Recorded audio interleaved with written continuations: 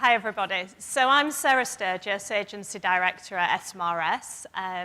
We're currently over on a few tables sponsoring today's event. SMRS is an employer marketing agency.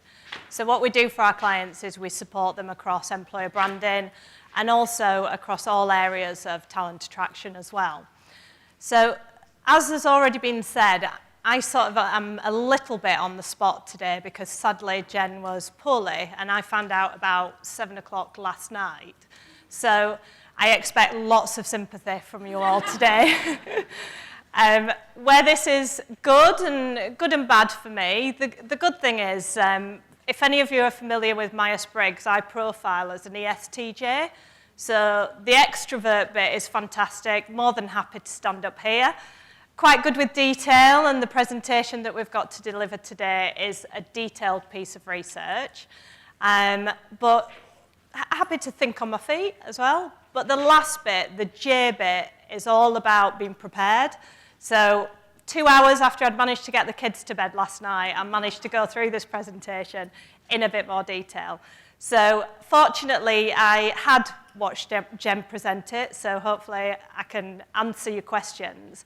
But the other good thing is I am looking around the room and there are a few people in the room who I recognise because we've done 2 events over the last month, which is similar to this research. So when I get to questions at the end, if I can't answer them, I'll be picking out people in the audience. So I hope that's okay for everybody. Okay, so this piece of research is a generational piece of research that we did in conjunction with Reed. So the way in which we partnered with Reed on this was to actually use their data. So when we do surveys, it can be quite difficult to get hold of that job-seeking audience because pretty much anybody might be a job seeker. So what we did with Reed was we tied into their database. Through this research, you will notice some aspects of it are sort of quite veered towards the people who are job hunting. So if you just bear that in mind as we go through some of the stats, then at the end you won't kind of be saying, yeah, but that's job seekers, so they would have said that. So the other apology I have is because I haven't had as long as I would like to prepare, I will need to be checking in on the slides quite a bit. So I'm not going to be wandering around end to end on the stage, as some of the very good presenters that we've had today have been doing. So the purpose of this piece of research was to investigate the drivers' attitudes and behaviours of 4 different generations. I think you'll all be familiar with the generations that we've used, but just so that you can sense check, because once we go through the presentation, we'll be saying baby boomers, Generation X, Y, and Z. So this slide just gives you a little bit of context as to who we're actually talking about. The reason we did this piece of research was because we really wanted to understand how do job seekers differ in each of those categories. The total number of people that participated in the survey was nearly 2,500, so it's quite a robust sample size. And I think if the guys at Reed are happy, this might well be something that we do year on year, and we could look at how this changes as well going forward. So we did 2 stages of research. The quantitative research was an online survey, 18 questions, didn't take people too long to complete, so nice and straightforward. What we then did is 4 qualitative focus groups, so that what we could do is to get some more in-depth information from each group that we were talking to. Where the qualitative research came in very useful is if you look back to the previous slide where we're talking about Generation Z, a lot of that audience won't be actively job seeking. So the reason that we added the focus group in was to get some more information. As we go through the slides as well, you will notice that some of the responses don't have an answer for Generation Z. It's purely because they're not in the workplace and they're not able to answer some of those questions. Okay? So, in terms of the first questions that we asked, along the lines of the 3 most important things you look for in a job. Now, there weren't sort of any standout factors, but the top 3 were location, money, and training and development. Now, I think what I want to try and do as we go through this research is kind of err towards things that might be of interest and relevance to you in your day-to-day roles. So from a location perspective, I think what this shows is that what you promote about where you are, your location, and what is attractive about that is really important to candidates. So this might be things around if you are here in Manchester and you've got a great location to talk about and to sell, think about where you might add content around that on your social media, on your careers site. But also, the other thing we come across quite a lot with retail clients in particular are those hotspot areas where you cannot find candidates. So think about how you could put extra content on your website as well around some of those locations to try and promote that particular area. One of the other things is that although salary is not important across all groups, and you can't exactly shift pay scales quite often, so have a think about how you package the offer, but also look around, think about things like the gender diversity as well, the gender pay gap, and think about how you're packaging your offer to candidates as well. For example, are you asking people what they currently earn and therefore tailoring the salary that you offer to what their current salary is? One of the things to think about is actually packaging what that job's worth and paying according to that. On the last point as well, the training and development, I think it's about thinking of the audiences that you're talking to. How do they want to be trained and how do they want to develop? So think about things like online portals and the opportunities to give to people where they can consume their training and development in different ways as well. So these were the standout areas. The next question we asked, which is, how long are you going to looking to stay in a job? I think what starts to get really interesting is when you get to the Generation Z, very unlikely to be staying for long periods of time in the roles. What you do have from a Z and Y perspective, when I put the next one up, is that they are sort of 44% and 21% most likely to stay in a company for 1 to 2 years. What this starts to link into is, as we saw from the first speaker today, from a graduate recruitment perspective, think about the length of that program that you're offering. Because in effect, what you might find is that some of the audiences that you want to talk to are actually looking for a shorter term with you. And some businesses out there right now are doing a lot more internships. So Google, for example, you'll have seen, some of you may have seen the film actually around interns for Google. So a lot more freedom and movement around that. I think also when you think about the career progression and planning, 78% of Generation Z and 59% of Generation Y expect to have left your company in 5 years' time. What does that mean from a from a loss of information from those kind of people as well? Okay. So, have you looked for a job in the last 3 years? Now, this is one of the slides I think is slightly biased because obviously the data comes from people who are job seeking. So, let's take this one with a pinch of salt. But Generation Y, slightly higher than others, shows a large percentage of candidates looking for jobs regardless of generation. So, I think it does suggest that the employment market is very active. There's a big shift now, I think, towards people being less likely to look for a job for life, and it'd be much more around switching employers. So the thing to think about as well, going back to the previous slide, is if people are moving around from one business to another quite frequently, especially in the Y and Z generations, what you need to probably start to think about is what opportunities are you giving them to move around in your business from an internal mobility perspective, but then also think about things like how you would get people coming back into your organisation as well, because their careers are a long period of time. They might do a couple of years for you and be interested in coming back further on in their career as well.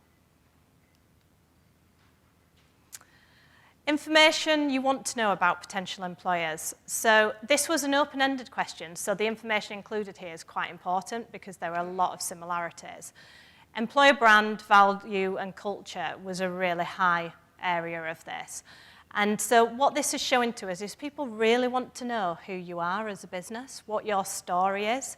And I think from an employer brand perspective, as we've heard earlier, thinking about that now is going to become increasingly important, because as you look at the ratios on here, the percentages, the Generation Z are even more likely to want to know what your business is all about. So as they start to come through the workplace, I would say that employer branding is going to become more important. But I would probably say that anyway, because I work in that area. But I think what's also important is engaging them with relevant content, information about, the secondary there, company information, the size, the history, the financials, and the growth. Quite often, you will leave a lot of that information to the corporate side and not bring a lot of that content into what you're saying on your recruitment pages or in your social context. So do think about how important that is for people throughout the journey. Role details, so what I come across quite a lot is organisations who the majority of their external advertising is putting roles out there. So lots and lots of jobs that are out on the job sites and in the marketplace. I think what this tells us is it's not about what those roles are. They want to buy into the company. They want to buy into your organisation. Then they'll have a look at what roles you have available to you and have you got something for them. I think one of the big areas as well, looking forward, is talent pooling and how you pool candidates so that you've got them for the future. How you engage around your employer brand, your values, your culture, that is about how you will engage with candidates, not just for today, but for 2, 3, 10 years' time. So it is important to think in that respect as well. The preferred interview methods. I think the next session is on video interviewing, so apologies, because this says that video interviewing isn't very popular. It's a growing area, is what I would say there. There is a high predominance of people who would prefer the face-to-face. Now, I think, from what I see in the market, I think automation's continually going to grow. I think where video I see is helping people as well is improving the processes, making it faster, helping with consistency, can also help with cost savings as well. So I don't think video will stay at these kind of levels in the future. I think what we'll be looking at is that growth in popularity. But maybe a different thing to consider is how do you communicate with candidates around the potential of using video? So for example, it might not be the mechanism that you're using with candidates. It might be that you're just not preparing them or giving them choices. And increasingly things like online applications as well and video working hand in hand to give people more choice and options around that. So how long after an interview do you expect to hear back? This is a really scary start. So in effect, people expect to hear back within a week. I don't know how you guys think are you performing against that kind of measure? And this is consistent across all generations. So it's not that there's a shift in expectation here. It is that all these generations are pretty consistently saying the same thing. I think if you can communicate with candidates up front to say these are the kind of timescales we'll be working to, that helps alleviate some of this as a problem. But also, if you can deliver to these timescales, then that's going to do wonders for your candidate experience because you're meeting their expectations right from the beginning. So consider what your processes are. The other thing I would encourage as well is get feedback from your candidates, because in different roles and in different types of organisations, that expectation may well change. So look at what this means for you as an organisation. So the data shows a huge positive response in favour of referring friends, colleagues, either from their professional networks or where it's seeing increasing growth in people using social networks for referral as well. So one of the things that I think we need to consider here is that if you haven't got an effective referral scheme, start thinking about it now, because it is fundamentally going to be one of your key channels to hiring people. If you have got one, think about how you're promoting it, how you're using it. Is there more that you could do in this particular area? Because as in terms of all of these areas, it does come out very, very high. I think what we'd also encourage with employee referral is think about encouraging your people to target people for specific roles. there's often a big catch-all employee referral system that runs for organisations. So try and target them into particular roles, because no one's going to know more. If it's an IT role, a tech role, no one's going to know more about that particular role and what it involves than people doing that actual job. What are the top 3 qualities you look for in a manager? I read this and thought, right, okay, I need to work hard here as a manager, because good communicator is very, very high for Generation Y. We don't have any stats, unfortunately, on this particular question for Zs, but we've got some further on as well. So it's becoming more and more important that you're a good communicator. I think where you need to consider this is increasingly as well, and we'll see further on in some of this research, increasingly people want more flexibility around their working as well. So more likelihood to request to work from home and have that flexibility. But the communication is really important at the same time. So it is, it's certainly considered as for future talent graduates coming through as being a key factor. Think about what technology you offer to people as well around communication, because there might be opportunities for you to have more discussion forums. Things like Yammer is used commonly in businesses, but then also things like SharePoint to share information. Feeding into the last point around employee referral as well, that connection between communicating with your people around schemes that you're offering and how they might refer could link into this as well. So, being able to work flexible hours. More than 78% consider working flexible hours as medium or high importance across all generations. I think a lot of companies now are starting to have different policies on flexible working, but how are these being communicated? Are these clear to people?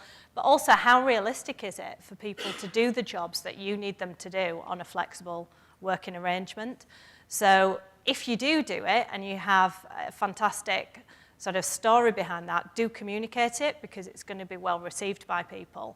If you don't, though, do be careful around what you are saying. And I think one of the things I find interesting in this area is if you do say to people, you can do flexible hours, that can make people be very flexible in terms of when they're working. I'm very guilty of late night emails. People who work with me will already know that. Does that then mean that the expectation is that people will reply to that? In our business, no, but I think I had one at 4 a.m. this morning from a colleague. So, these things happen quite often when you're given that flexible working arrangement. So the flexibility to work from home is relatively high importance. If you look at the high and medium categories, that's over 66%.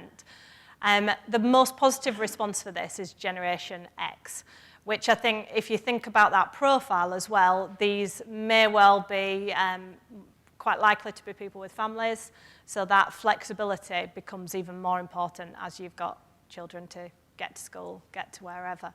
So again, think about your company policy, how do you promote that, and what are the opportunities?